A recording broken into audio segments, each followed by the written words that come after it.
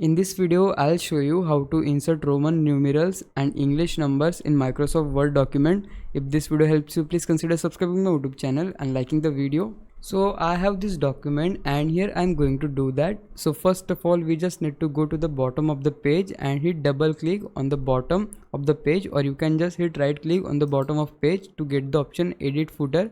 Just click here, and once you do that, click on page numbers and just insert the page numbers. I'll just select this option and click on this. So once you get the page numbers, now we need to click on view tab, click on navigation pane to enable this option. Just set it on pages so that we can easily do the steps. So now what we need to do, we need to break the page from the point where we want to split them.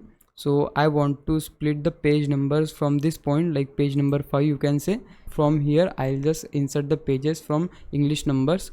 So here we just need to move our header and now go to the layout option. Here we need to look for the option page break. Here you can see the breaks option. Just click here and click on next page option. Now the page is break, so now we just need to hit double click on the page number and now go to the option page number. Here you can see, and then just go to format page numbers, click on start add from page number 1 like this, and here we need to change the format to this one and click OK.